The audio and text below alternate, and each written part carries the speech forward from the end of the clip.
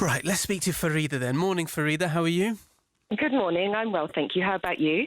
Not too bad, not too bad. Tell me then, so what is the most important issue for you this election? So the NHS is definitely the most important issue to me. And this is a matter of life and death, basically, when we're talking about the NHS. There's a saying that health is wealth. And actually, when we're talking about other issues, if we don't have our health, we don't get to the other issues. I was just listening to your comments about someone who said that the housing crisis is the biggest issue for them and that it's completely demoralising. Well, things like that actually lead to mental health issues and well-being issues. Right? And if the services aren't in place when that happens, then actually that problem gets worse. So our health is central to everything. Mm-hmm. And if we're not able to take care of that, then we're just going to continue to have problems in society that get bigger and bigger and bigger, and that can't actually be resolved. No, I understand that. The other part to that, though, Farida, and you're right, is why not just fix those issues in the first place? Then people would not feel demoralised and thus need to go to mental health services in the first place. Yes. Of course, and that is one way around it. However, that's just one element of it. Mental health is just one element of health. And of course, societal problems can eliminate that, but there's also trauma that people may have experienced, which just fixing societal problems isn't going to eliminate, so they will need that support. But beyond that, people suffer from health difficulties, not just mental health difficulties. So health is an issue that's always ongoing. So yes, even if we sort some of these problems, we may eliminate mental health or other types of health difficulties, but there's still going to be other ones that we still need to tackle continuously, such as cancer, diabetes. These things aren't just eliminated by fixing problems in society. They need to actually be dealt with. So that's why I say that health is a continuous topic. Mm-hmm. Okay, thank you for that. Jagdish and Dr. Ravi Jairam, thank you both for your time there. It's been good talking to you, Dr. Ravi Jairam and Jagdish Singh. Let's bring in Mani Tura now as well. Right, so we're going to hear from Muminal Huq in a moment, who survived cancer. Muminal, coming to you in a moment, but let's go back to Farida, because Farida has her own experience to share of the NHS as well. Farida? Hiya. So in 2008, my brother had an accident out in Zante in Greece. The first important point to note is that he wasn't even about to receive any treatment if he didn't produce his EHC card. So his friends literally had to cut open his suitcase and produce that before he even received any treatment. The second point to note is that after he came out of intensive care, so I had to fly out there, the nursing system was very different. Right, because it wasn't NHS. So the duty of care fell onto the family. So that meant that we literally had to feed him. We had to give him his medication. We had to take him to the bathroom and wipe his bum. Everything fell on us.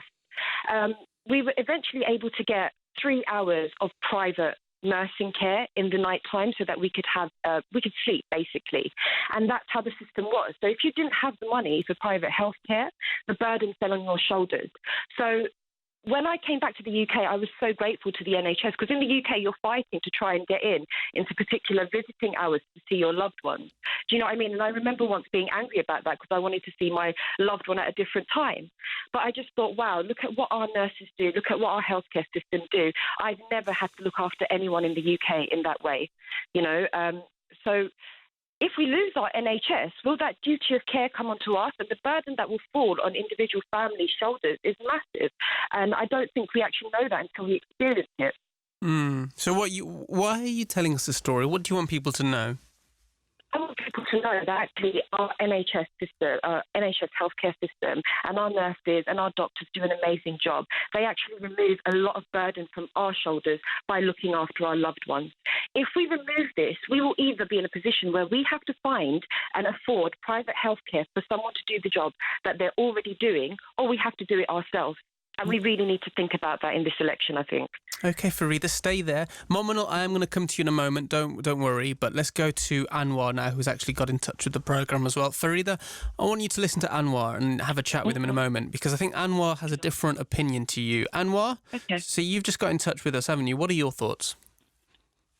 Well, I don't think throwing money at the NHS is the answer. I think we need to realise that we need to appreciate that the private sector may have a part to play. And I think hospitals need to be managed privately. I don't think at the moment they're managed properly. That's my stance on it.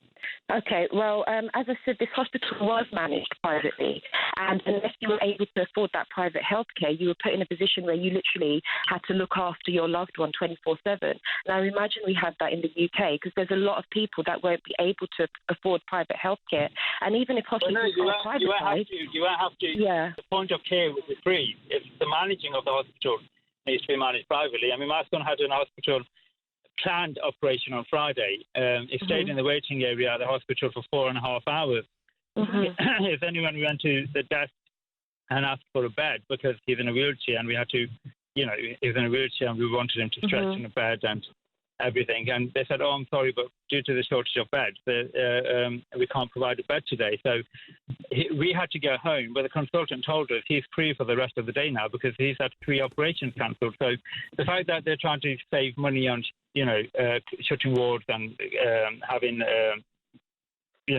shortage of beds, reducing the beds, they end up paying the consultants all this money and all their team, So it just defeats the object of saving money. And I think if hospitals were managed properly, with a proper management team, the point of care would be free. That wouldn't change, but the actual management needs to be done differently.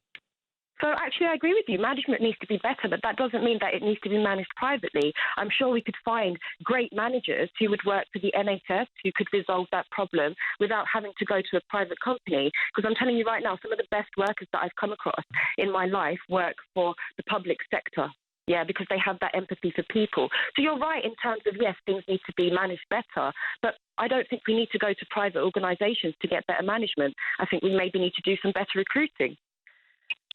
Yeah, no, there are people out there that do work for the NHS and are good. But I mean, my personal experience with my son has been anything other than good with the NHS. So for me, I think the NHS needs to be radicalised.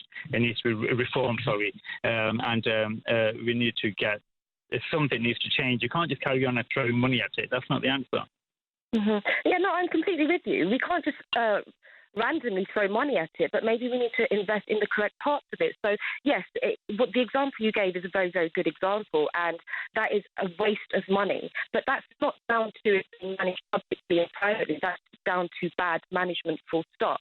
So I'm completely with you. We need to make some changes, but I think we need to still keep that public rather than going to the private sector. Because as we've seen, everything in this country that's been privatised just has a cost attached to it, whether that's the Royal Mail, the water, the trains.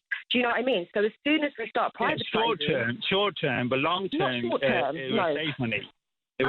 I'm sorry. Train prices are still extortionate. They're still extortionate. And there's places in Europe who have publicly owned railways that charge like half of what we do. So actually, it's not just a short-term cost. It's an ongoing cost. And every year, there's another excuse why it needs to go up to make the service better. So my question is, why do other countries have a service that's better than us, which is state-owned, and the people are paying less?